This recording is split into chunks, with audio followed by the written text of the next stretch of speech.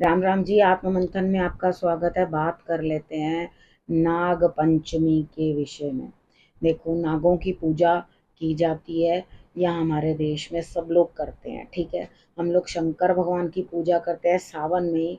नाग पंचमी पंचमी वाले दिन जो है ज़रूर पूजा होती है नागों की। उसके अंदर आपने क्या करना होता है, जा कर के आप शिवलिंग पे ही जा कर के थोड़ा सा दूध जो है वो अर्पण कर सकते हो नाग देवता के आगे। इस तरह से कर देना, क्योंकि अब आप नागों की बस्ती में तो जा नहीं सकते।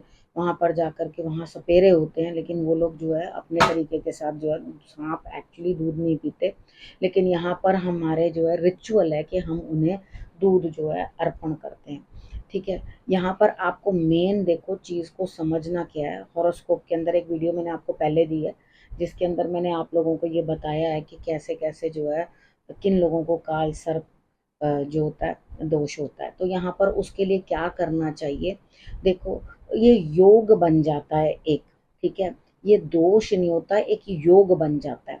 यहाँ पर क्या है, जो राहु और केतु है, यही मैंने आपको पहले बताया, वो एक ही सीध के अंदर आ जाते हैं और सारे ग्रह उसके अंदर आ जाते हैं, ठीक है। ये चीज़ मैंने पहले भी वहां पर बताई है।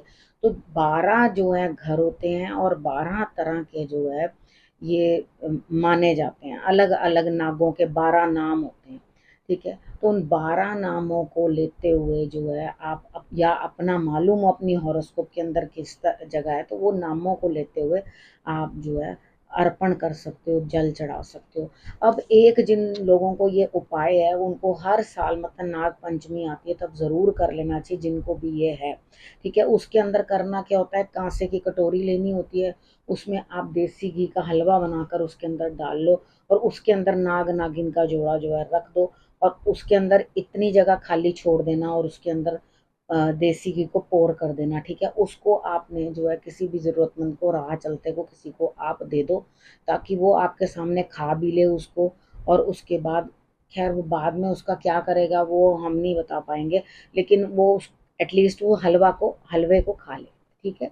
तो यहाँ पर आपने आगे और क्या करना है, देखो उस जो कटोरे में ना अपना फेस आपने देख के फिर देना है, जैसे छाया पात्र करते हैं ना, उस तरह से अपनी छाया उसके अंदर देख के और फिर उसको आपने दान कर देना है। एक तो ये उपाय है, ठीक है।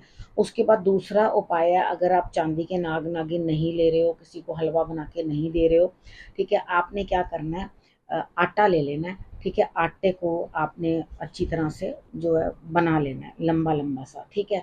तो एक बड़ा नाग और एक छोटी साथ में नागिन, मतलब एक बड़ा और छोटा, दो तरह के नाग बना करके, उसके बाद उसको आप सफ़ेद पतासे, सफ़ेद फूल, ये चीज़ें जो हैं उनके ऊपर अर्पण करें। उसके बाद दूध अर्पण करें, उनके आगे आप दूध रख दें कि आप जिस तरह उनको दूध पिला रहे हैं। तो यहाँ फुलियाँ भी होती हैं, जिनको जो चावलों को फुला के बनाई जाती हैं, वो फुलियाँ भी होती हैं, नमकीन नहीं होती, फीकी होती हैं, उनको लेकर के भी अर्पण किया जाता है। तो ये पूजा करने की विधि है। तिलक भी लगाना है आपने सर्प को। तो यहाँ पे क्या पूजा क्यों की जाती थी, कि स्टार्टिंग स्टार्टिंग में क्या होता था, कच्ची जगहें होती थी तो घरों में से सांप निकल आते थे, ठीक है। तो यहाँ पर उस चीज़ के लिए जो है पूजा करनी उसकी शुरू कर दी। लेकिन आजकल तो पक्की ज़मीनें बनी हुई हैं, इतना ज़्यादा कुछ होता नहीं है, लेकिन फिर भी जो हमारा रिचुअल बना हुआ है, जो ऋषि मुनियों ने सोच समझ के ये सब चीज़ें हमारे लिए बनाई हैं, तो हमने ज़रूर ये जो है नाग पंचमी की पूजा जो है सबको करनी है, ठीक है। मॉर्निंग में ज़रूर कर लेना। जो नाग बनाए हैं उनकी आँखों की जगह आपने काली मिर्च लगा देनी है, ठीक है। वो करके, काली मिर्च मतलब साबुत, ठीक है, उसको लगा करके उसको आपने अर्पण कर देना है। तो आपने हाथ जोड़ने हैं कि किसी भी तरीके का मुझसे कोई भी, कोई शायद किस जन्म में कोई सर्प के प्रति अपराध हुआ हो, उसे मुझे प्रभु क्षमा करना, ठीक है। आपने क्षमा मांग लेनी है उस चीज़ के लिए कि मालूम नहीं है जाने अनजाने हमने किस किस सर्प को जो है परेशान किया हो या कुछ दिक्कत दी हो। तो यहाँ पे आपने उनको जो है नमस्कार कर लेना है, ठीक है। अब आप समझ गए आपने क्या करना है, मैंने आपको सब चीज़ समझा दी है। अब कल की नाग पंचमी की जो पूजा है वो आपको जो है ज़्यादा अच्छी तरह से समझ में आ जाएगी कि कैसे करनी है, किस तरह से नहीं करनी, ठीक है। बाकी सारी चीज़ें मैंने आपको समझा दी हैं। बस आपको मैंने जो सांपों के नाम हैं वो नहीं बताए हैं, क्योंकि आपके अलग अलग जो है 12 घरों का आपको अपने हॉरोस्कोप देख के जानना आए ना जानना आए तो फिर उस चीज़ का मुझे लगता है शायद कोई लाभ नहीं है। लेकिन फिर भी अगर आप लोगों को ऐसा लगता है कि मैं बताऊँ, तो मैं आपको डिस्क्रिप्शन के अंदर ज़रूर उसको लिख के नागों के नामों को जो मैं है वो आपको दे दूँगी, ठीक है?